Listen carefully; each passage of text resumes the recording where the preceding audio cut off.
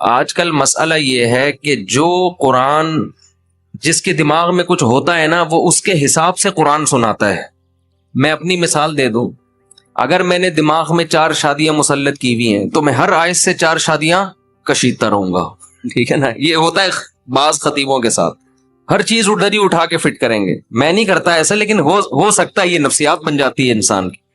بعض لوگ جو جہاد کے قائل ہیں, ہونا چاہیے انسان کو, وہ ہر آیت سے جہادی جہاد, جس کا جہاد سے کوئی تعلق بھی نہیں ہے اس سے بھی کیا نکالا جا رہا ہے.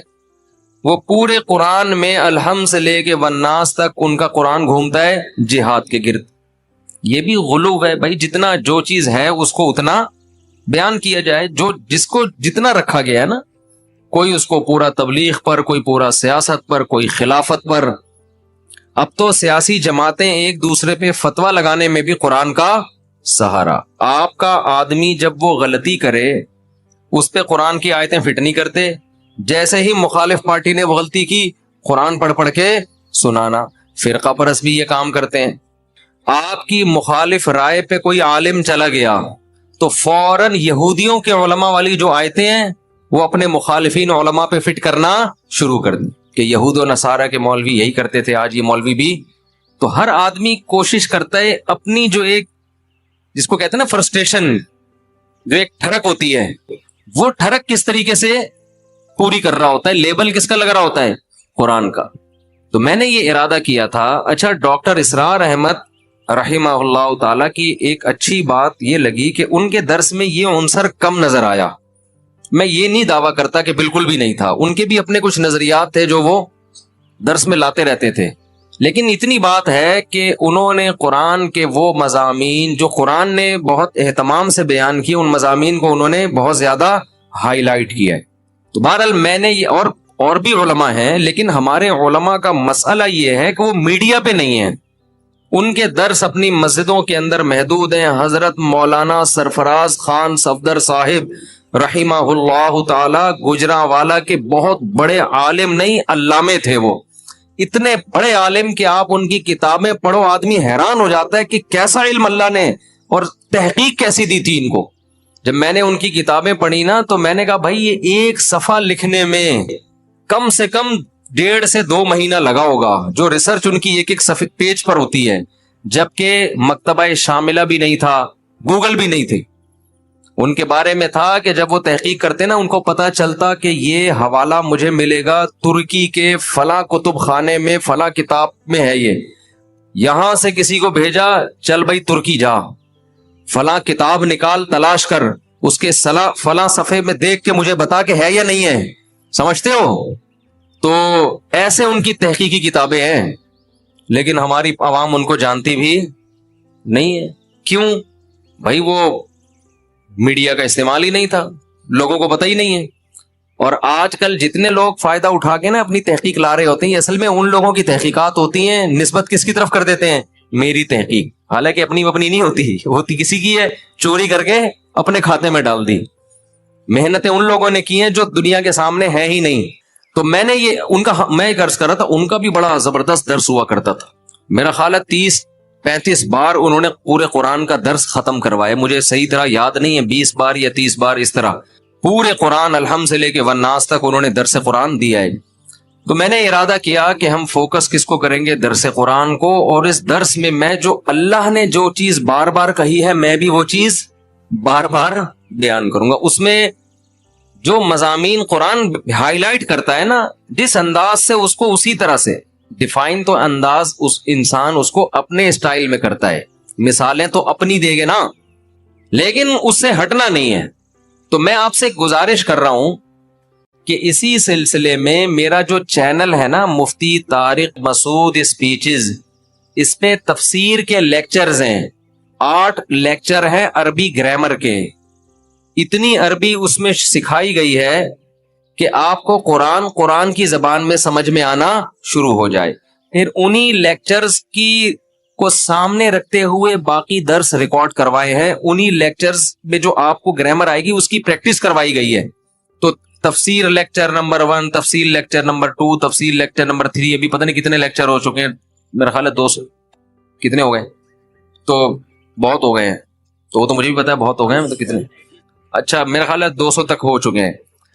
تو آپ حضرات ایک کام کریں, وہ لیکچر بھی کیا ہیں, اس میں بھی میں نے ٹو دا پوائنٹ قرآن بیان کیا ہے, دائیں بائیں بالکل بھی نہیں کیا, ٹو دا پوائنٹ بس قرآن کیا کہہ رہا ہے.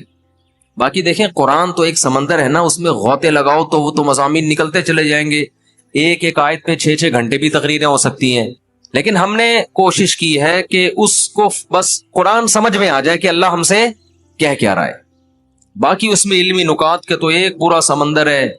تو وہ لیکچر آپ لوگ سنیں, ابھی رمضان ہو رہا ہے ختم, اور آپ نے ہو جانا ہے مارکیٹ سے شارٹ, سمجھتے ہو؟ تو قرآن سیکھو نا, کچھ آگے بڑھو نا.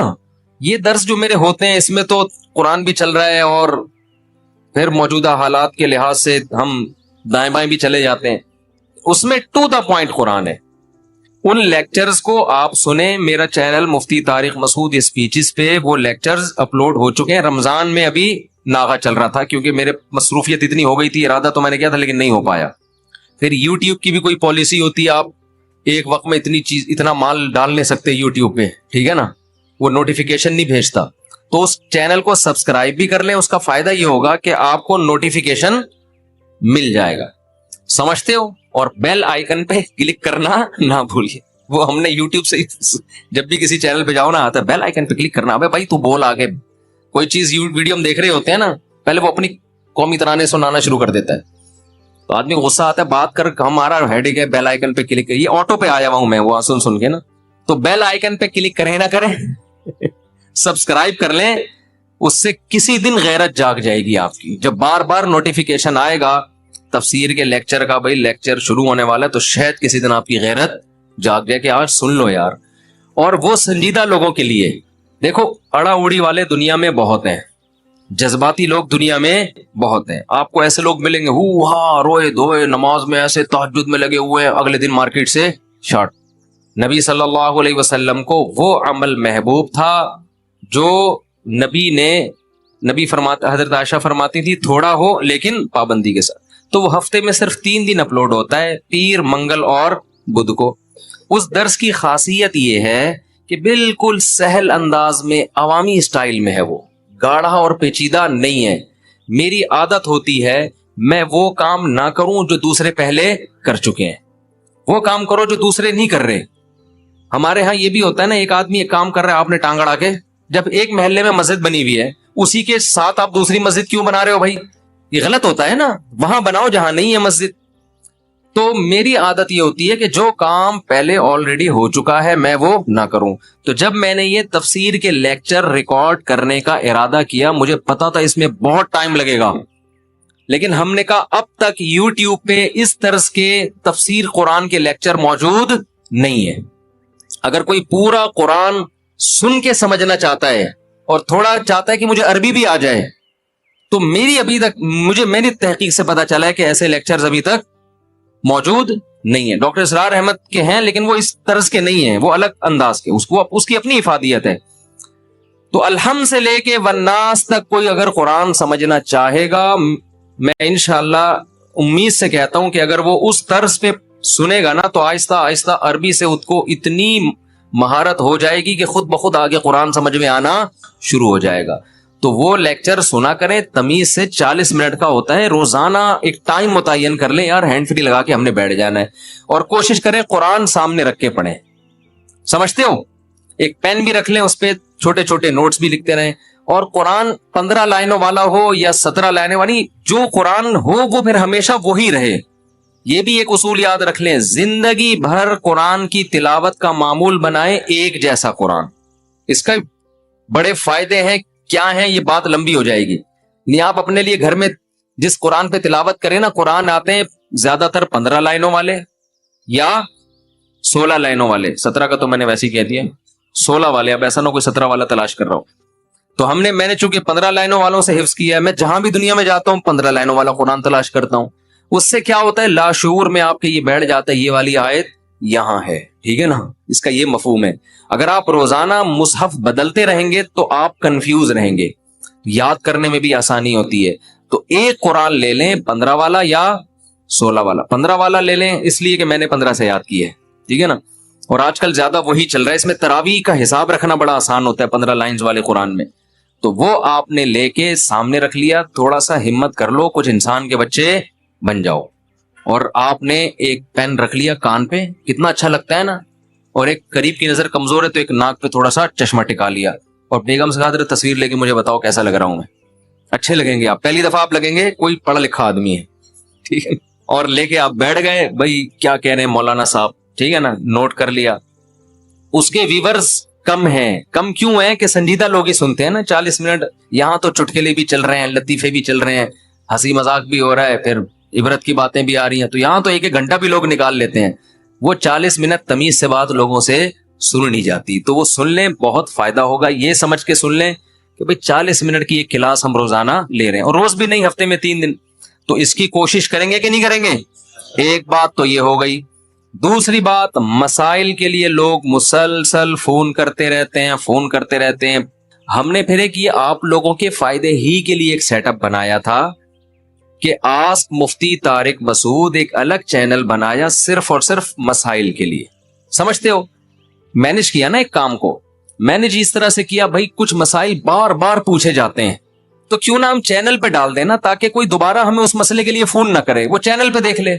تو آسک مفتی طارق مسعود بھی میرا چینل ہے, اس پہ آپ جائیں گے. اگر آپ نے مسئلہ پوچھنا ہے تو پہلے تو آپ سرچ کر لیں لکھ کے کہ یہ مسئلہ پہلے سے بیان تو نہیں کیا ہوا. بیان کیا ہوا ہے تو پوچھنے کی بالکل بھی ضرورت, بولو نا, نہیں ہے. بیان نہیں کیا ہوا یا کچھ کنفیوژن ہو رہی ہے تو اسی میں مسئلہ پوچھنے کا طریقہ بھی بیان کیا ہوا ہے اسی چینل پہ. آپ جائیں اور اس کے مطابق آپ مسئلہ جو نمبر دیا ہے اس پہ سینڈ کر دیں, آپ کا نمبر انشاءاللہ آ جائے گا, وہ میں ویڈیو ریکارڈ کروا کے بھیج دوں گا. اور اگر کوئی ایسے پرسنل نوعیت کا مسئلہ ہے جو آپ کے لیے چینل پہ پوچھنا ممکن ہی نہیں ہے, آپ کی ساس آپ کو تنگ کر رہی ہے, آپ نام لے کے نہیں بتا سکتے, پکڑے جائیں گے آپ, یہ چھپ کے دوسری شادی کرنے کا آپ کا ارادہ ہے, پکڑے جانے کا شدید خطرہ ہے, تو پکڑے جائیں, میں تھوڑی بچاؤں گا آپ کو ان چیزوں سے. لیکن کوئی ایسا پرسنل نوعیت کا, میں دوسری شادی وادی کی نہیں پوچھ رہا ہوں, اسے بتا رہا ہوں, چھپ کے کرنی